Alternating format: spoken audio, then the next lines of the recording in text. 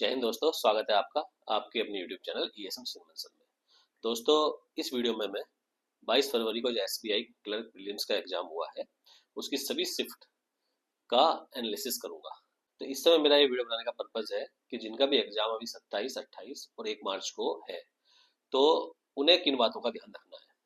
तो उनके लिए ये वीडियो बहुत इंपॉर्टेंट होने वाला है, तो वीडियो को अंत तक जरूर देखिएगा। तो देखो, मैं 22 तारीख के एग्जाम की बात करूँ और मैं देखो ये एक्स सर्विसमैन भाइयों के पॉइंट ऑफ व्यू बात कर रहा हूँ, जो एक्स सर्विसमैन और डिसेबल्ड एक्स सर्विसमैन भाई। तो डिसेबल्ड एक्स सर्विसमैन भाइयों के लिए तो कोई टेंशन की बात है ही नहीं, प्रीलिम्स में सेक्शनल कट ऑफ कुछ है नहीं, तो मैक्सिमम स्टेट में उनका कट ऑफ 0 ही जाता है। अब एक्स सर्विसमैन भाइयों की मैं बात करूँ तो ओवरऑल जो चारों शिफ्ट है, चारों शिफ्ट के ओवरऑल पेपर की मैं बात करूँ तो ओवरऑल पेपर ईजी ही था। अच्छे अटैम्प्ट देखने को मिल रहे हैं, मतलब 80 प्लस भी काफ़ी अपने एक्स सर्विसमैन भाइयों ने की है।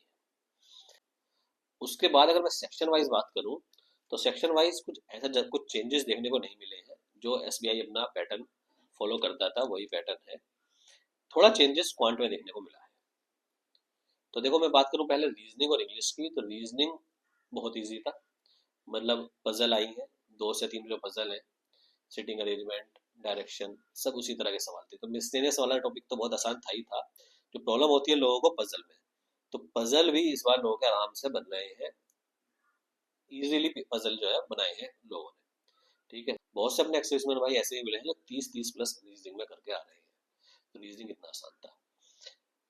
फिर इंग्लिश की बात करूँ तो इंग्लिश में भी जो सबसे टफ पार्ट होता है वो एरर स्पॉटिंग। तो एरर स्पॉटिंग और पैसेज में भी लोगों को दिक्कत आती है कुछ, तो पैसेज बहुत आसान आ रहे हैं, 10 क्वेश्चन आ रहे हैं पैसेज के, क्लोज टेस्ट के 5 क्वेश्चन आए हैं, वो भी आसान था।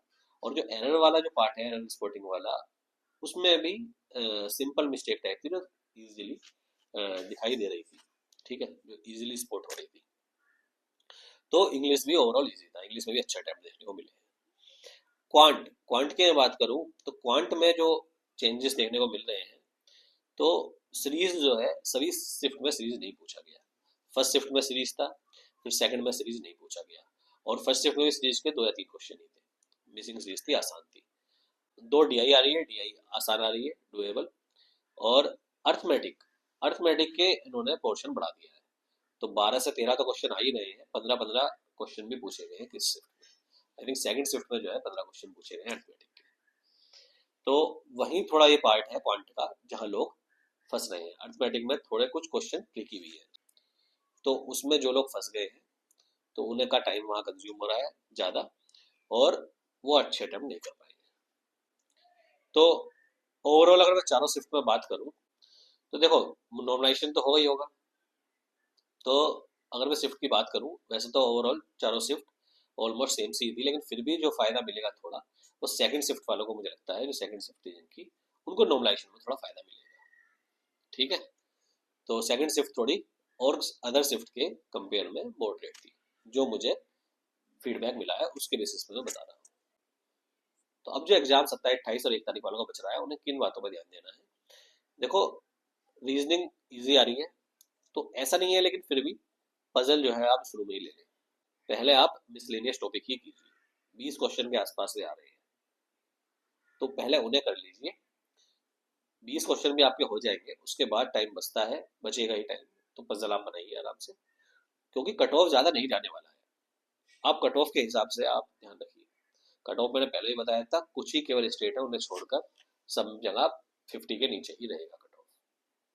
ठीक है, 40 से भी नीचे जाएगा कुछ स्टेटों में, तो उसे ध्यान में रखते हुए आप एवरेज, मतलब जो है, मतलब कि लगभग 20 क्वेश्चन भी हम अगर कर लेंगे सब में, तो हम सेफ है।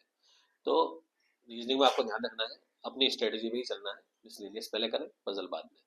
उसके बाद क्वांट में मैं बात करूंगा, अर्थमेटिक मत उठाओ शुरू में, डीआई और अपना सिंप्लीफिकेशन ये पहले करो, उसके बाद टाइम बचेगा तो अर्थमेटिक में जाओ।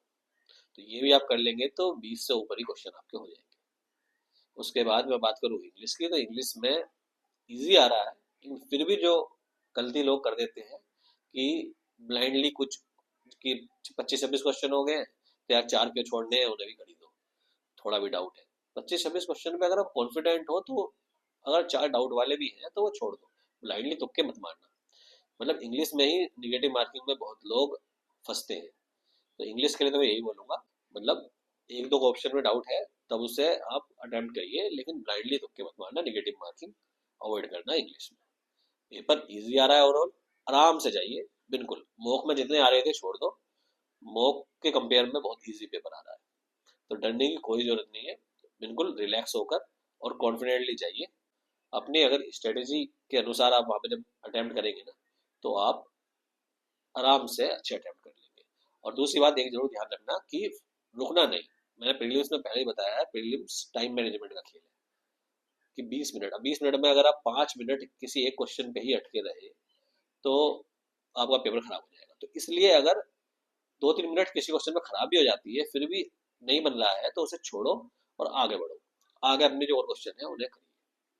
ठीक है, तो ऑल द वेरी बेस्ट जिनका 27, 28 और 1 तारीख को एग्जाम है, और जिनका एग्जाम हो चुका है उन्हें बोलूंगा कट ऑफ का वीडियो मैं बाद में बनाऊंगा जब 1 तारीख का एग्जाम हो जाएगा उसके बाद।